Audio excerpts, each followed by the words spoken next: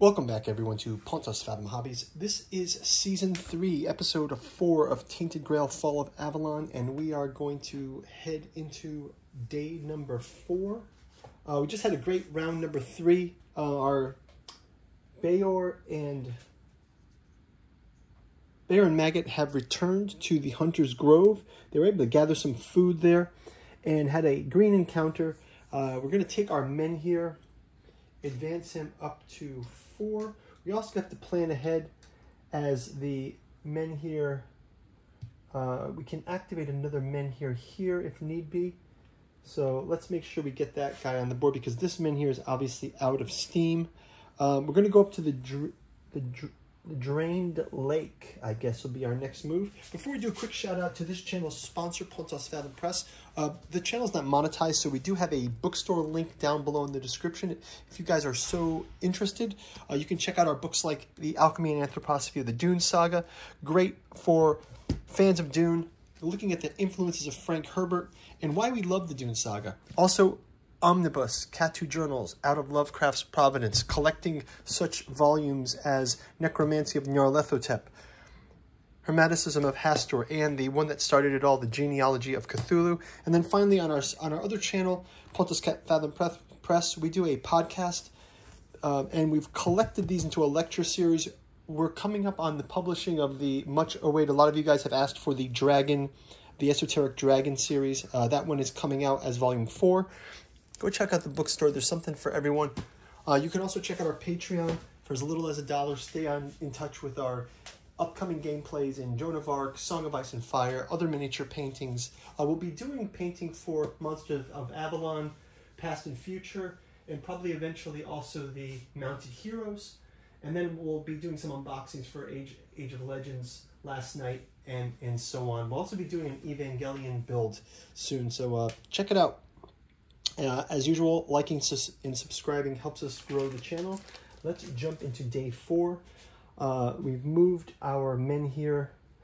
Let's go up to the drained lake, and it says, rest by the basin. Oh, first of all, I didn't do our random event card. We get a random event card. It says, oops, it looked like it was beautiful weather.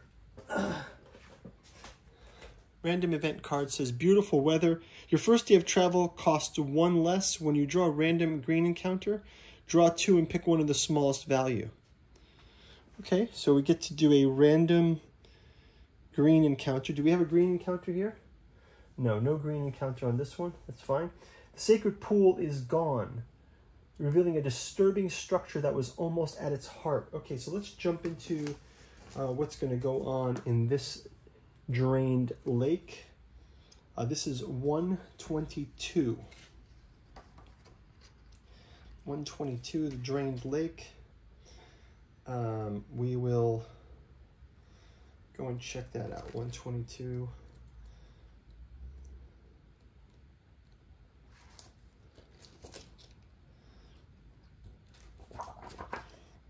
The drained lake.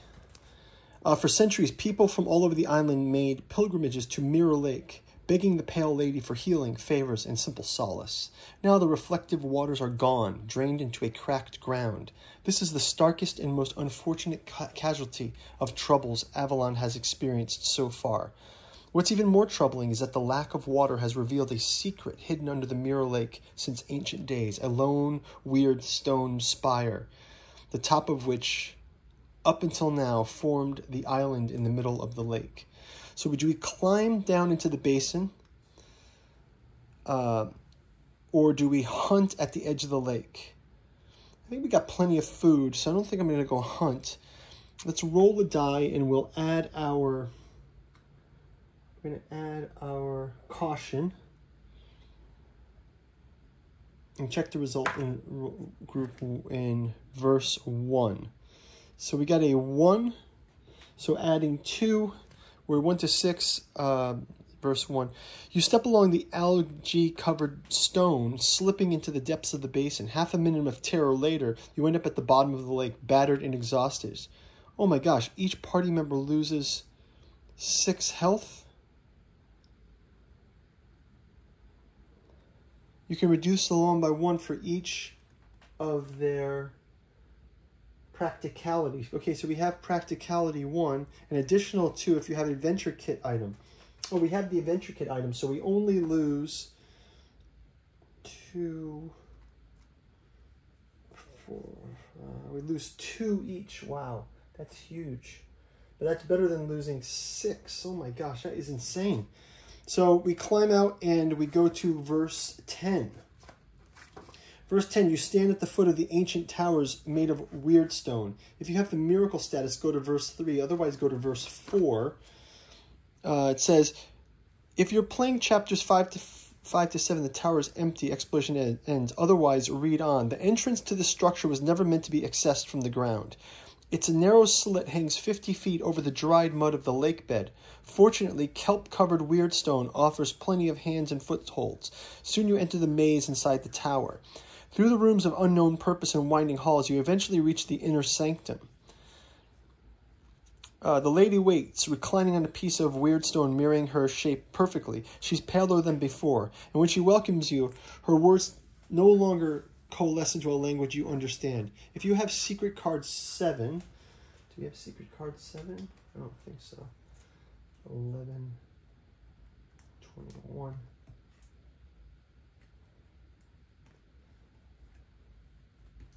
Secret card 7 we do not have. 27. Nope. Okay. So we don't have that. Go to verse 6. Otherwise choose. Ask her what happened in Tuathan. Ask her about herself. Ask her about the 2 talismans. We can't ask her that. If there's anywhere safe in the weirdness. Requires chapter 13. No. Ask her about requires 66. Okay, so we can't ask these 2. We can't ask these 3. We can ask her about herself or tell her ask her what happened in Tuathan. Okay, so we're going to ask her about herself. We're going to tell her what happened to it then. How about that? She listens carefully, growing paler with every word. So in the end, he did return to atone for his greatest mistake, or was it my greatest mistake? She sighs and continues. You see, the upside-down citadel, it was my fault. I taught Arthur the secrets of my people, the way we shaped the weirdness with thought and song. He first used this knowledge to change himself into a fierce warrior, and then to challenge Tuathan itself. But his dream was always more significant, to restore what he had lost in his homelands, a seat of human power, a sanctum of chivalry, Camelot.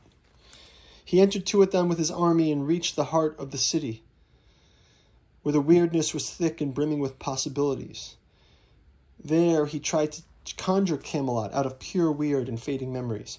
If he had succeeded, he would have replaced the heart of Tuathan with his new empire, but memories often played tricks on us and the weirdness twisted even in the sharpest human minds. Now the new Camelot came out wrong. Arthur eventually returned to the east and started to raise another castle, this one of stone and of human sweat. But the place you remain in Tuathan for centuries, a thorn in the side of my people. What you did there will certainly make my kind less vindictive. Go to verse 4 and make another choice. So let's ask her about herself. The lady shakes her head. Telling this tale would only make me more resentful and weaker in the hour when I need my strength the most. But if you want to learn, in this place, dreams are often a window into the past.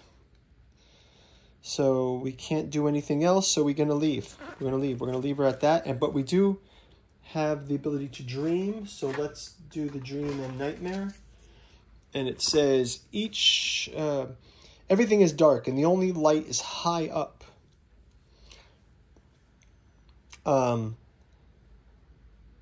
You swim inside the tower and prowl its empty corridors, eating raw fish, waiting for anything to happen. For your kin to win the war against humanity and punish you, for humans to finally slaughter your kin. For your boy treacherously slain by his enemies trapped in the endless cycle of life and death, to reincarnate as a lesser being. Centuries pass and you are still there, in the cold, dark water, alone, abandoned, almost forgotten, waiting. Each character who has this dream or nightmare gains 1 terror. So we gain 1 terror. And that is going to do it for that. Wow, that was a frightening encounter. We can rest by we can gain 1 energy and 1 health just by being here. So our energy is restored. I'm wondering if Well, I think next turn we're going to probably go here and activate this men here, and we're going to work our way upwards, because I think this men here we have to plan for rekindling him as well. So let's do that. Let's also have a food, and we will restore health up again one more. And that's going to do it for the round. So we will see you in round number 5. And that will give us some more time to explore on day 5, the getting back to Underwall, maybe activating that men here. We've got to find somewhere else to go. There's nowhere to go this way because the men here is not set up. So I think we can activate this men here and then start to add these parts of the map. So let's try to do that next round. Thanks for watching. Bye-bye.